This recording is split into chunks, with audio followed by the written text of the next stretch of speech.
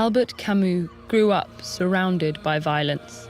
His homeland of Algeria was mired in conflict between native Algerians and colonizing French Europeans. He lost his father in the First World War and was deemed unfit to fight in the Second. Battling tuberculosis in France and confronting the war's devastation as a resistance journalist, Camus grew despondent. He couldn't fathom any meaning behind all this endless bloodshed and suffering. He asked, if the world was meaningless, could our individual lives still hold value?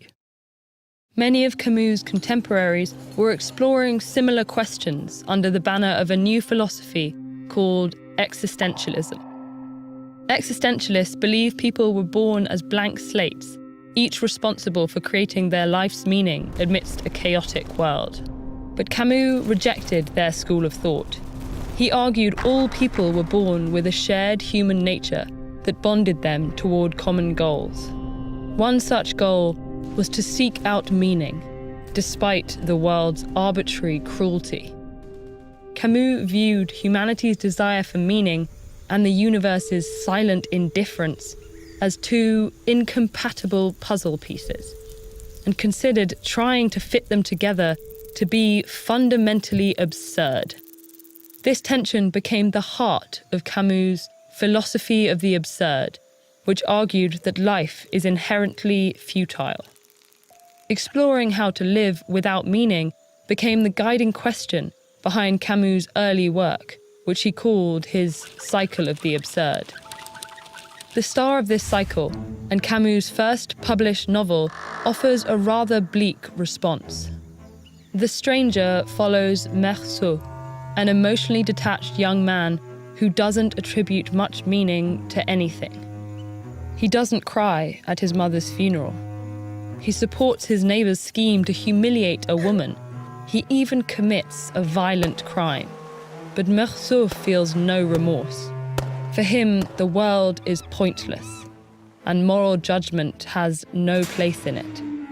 This attitude creates hostility between Meursault and the orderly society he inhabits, slowly increasing his alienation until the novel's explosive climax. Unlike his spurned protagonist, Camus was celebrated for his honest philosophy. The Stranger catapulted him to fame, and Camus continued producing works that explored the value of life amidst absurdity, many of which circled back to the same philosophical question. If life is truly meaningless, is committing suicide the only rational response? Camus' answer was an emphatic no. There may not be any explanation for our unjust world, but choosing to live, regardless, is the deepest expression of our genuine freedom. Camus explains this in one of his most famous essays, which centers on the Greek myth of Sisyphus. Sisyphus was a king who cheated the gods and was condemned to endlessly roll a boulder up a hill. The cruelty of his punishment lies in its singular futility, but Camus argues all of humanity is in the same position. And only when we accept the meaninglessness of our lives can we face the absurd with our heads held high. As Camus says, when the king chooses to begin his relentless task once more, one must imagine Sisyphus happy. Camus' contemporaries weren't so accepting of futility. Many existentialists advocated for violent revolution to upend systems they believed were depriving people of agency and purpose. Camus responded with his second set of work, The Cycle of Revolt. In The Rebel, he explored rebellion as a creative act rather than a destructive one. Camus believed that inverting power dynamics only led to an endless cycle of violence. Instead, the way to avoid needless bloodshed is to establish a public understanding of our shared human nature. Ironically, it was this cycle of relatively peaceful ideas that triggered his fallout with many fellow writers and philosophers. Despite the controversy, Camus began work on his most lengthy and personal novel yet, an autobiographical work entitled The First Man.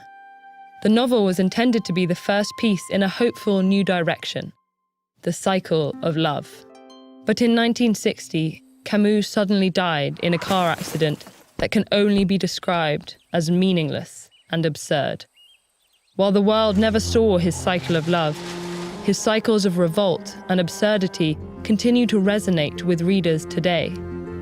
His concept of absurdity has become a part of world literature, 20th century philosophy, and even pop culture.